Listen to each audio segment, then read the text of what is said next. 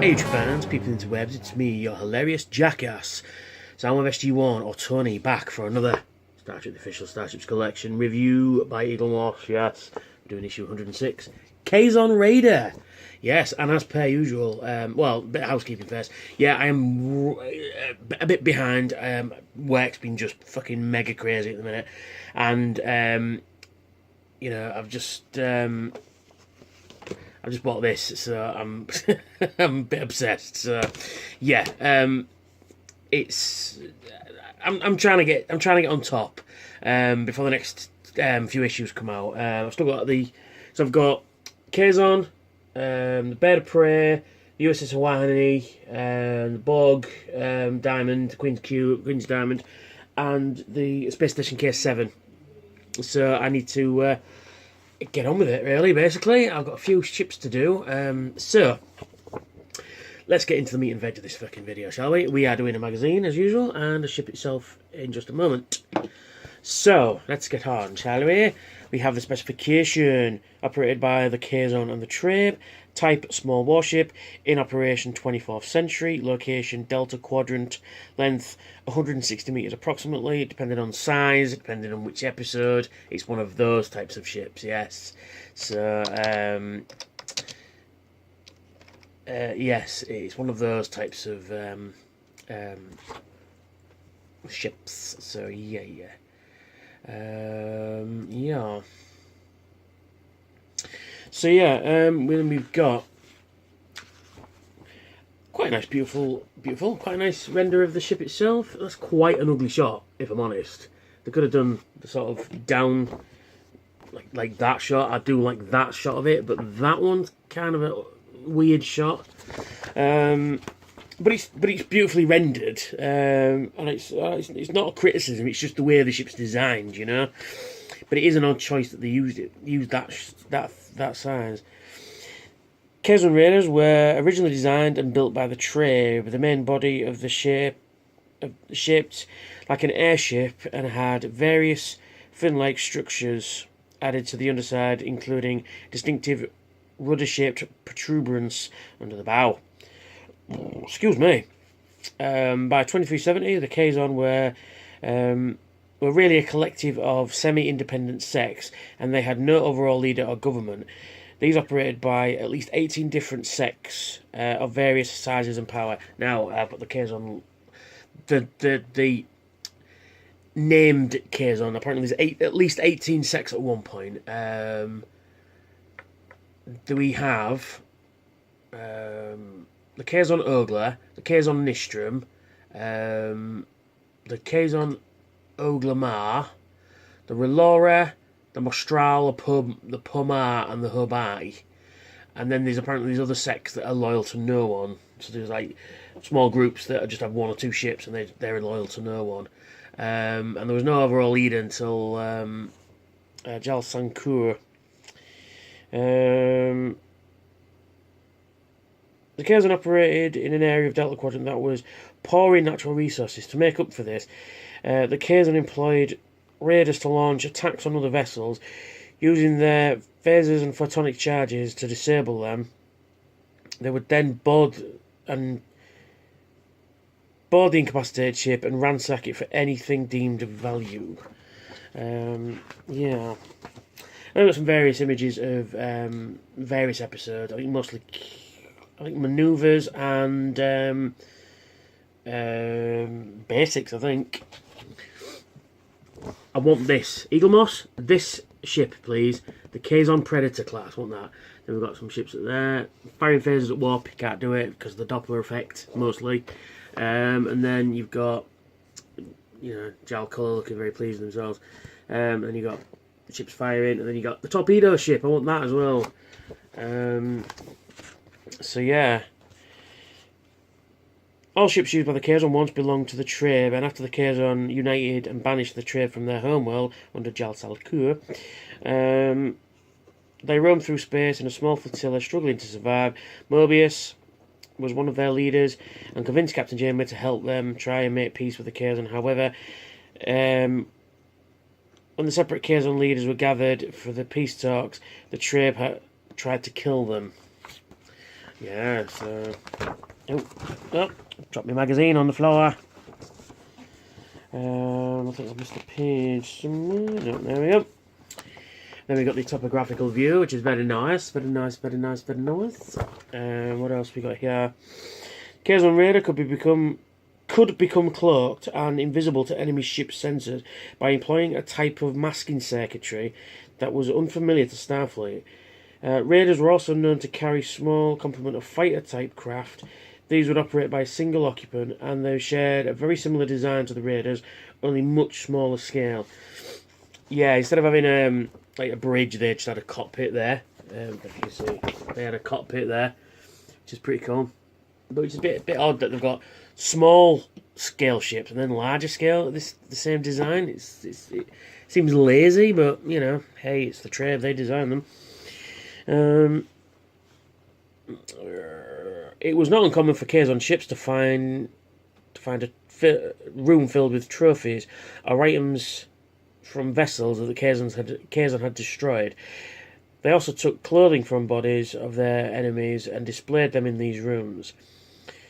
Unfit for the Borg. The Kazon were known to the Borg as Species 329.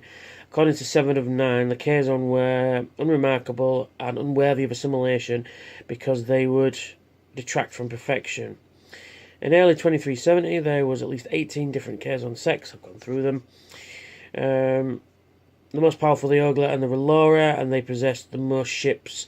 The Nistrum were once the most influential sect, but by 2372 their power had diminished, and they had 5 raiders at their disposal. And then we've got a Dan Curry design of basically the Kazon ship straight away, landing on a planet's surface because the Kazon didn't have transporter technology. Yeah. And then we've got a really nice painted version of the Predator class. We need this Eagle Moss. We need this Bayard. Sorry, my phone decided it would just cut off for some reason. Anyway, yeah, we need this. We need the Predator ship, Predator class ship now. Please, sort it. And then we've got creating the Kazon. The creators of the Starship Voyager devised new adversaries for the show in the shape of the Kazon, a species inspired by LA gangs.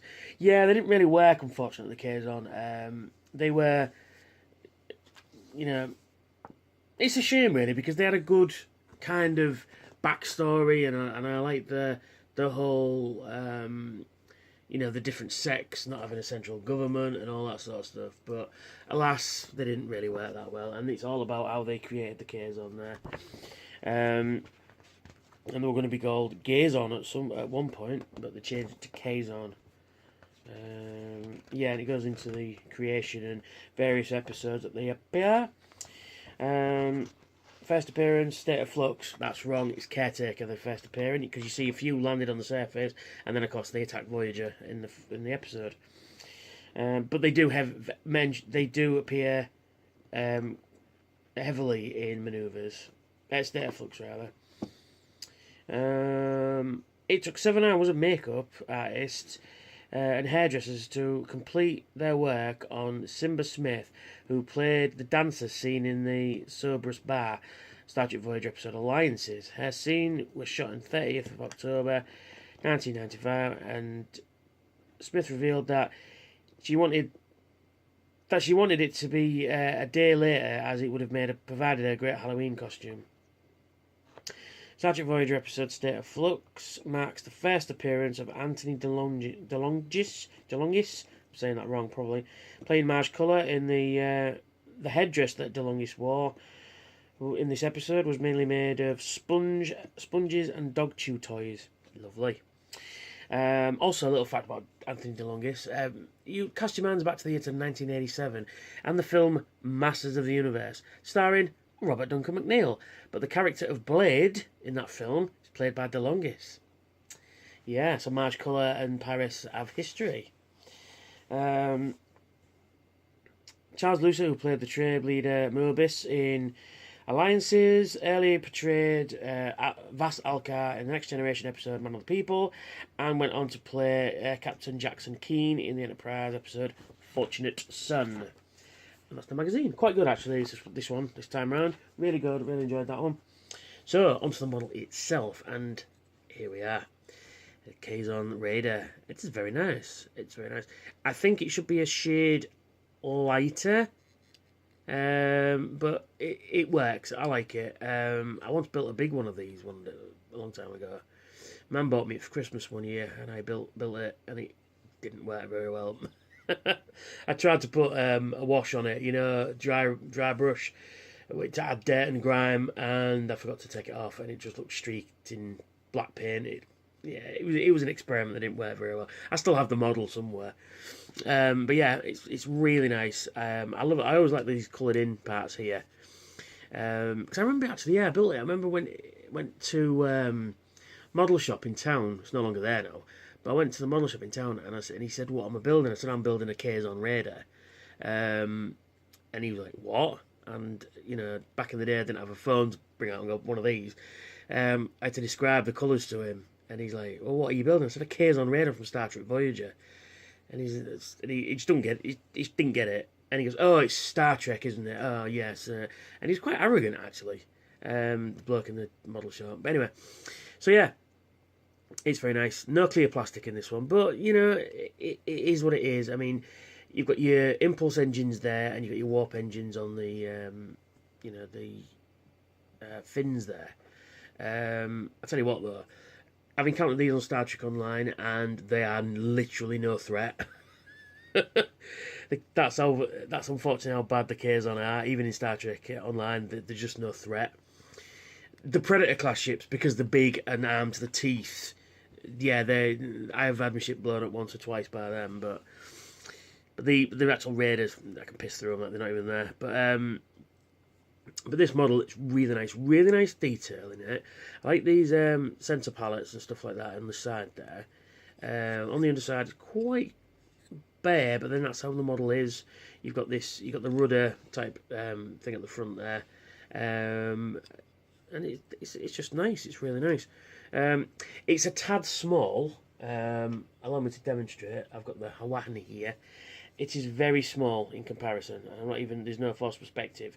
That's how it appears. It's very small, very, very, very small. I mean, you can fit that inside. You know, you can fit it within, like that inside. That's how small this thing is. But because it's small, and Voyager encountered quite a few small ones during its journey, it kind of makes sense. It's a little small, but for the money they're charging, yeah, it should have been a little bigger, but, it is what it is. Yeah, I mean, I can't really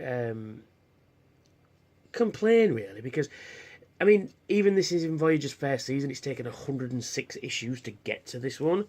I mean, I do like it. I can't... The join line is hidden very well. I mean, I can't even see the join line. So that is it must be along here. It must be along this where the fins protrude, but that is really good to hide the join line. It's really cool. And then you get the stand, and it just says Kazon Raider upside down. There we go on the bottom, and then we connect it to the stand, and it stands in there. Quite nice, very nice. So, should you get this one if you're cherry picking? Get it if you like something different. I mean, it's nice to get something different that isn't a Klingon, Romulan, or, Borg or anything like that, or Starfleet ship. Get it if you like Star Trek Voyager, because this represents, the Voyager's first couple of seasons. But yeah, it's really cool. I mean, it's a great companion piece with a Vidian warship as well. So, because of course the Vidians were running around the same space. So, yeah, that's me. That's the Kazon Raider, and I will catch you all later. Bye for now.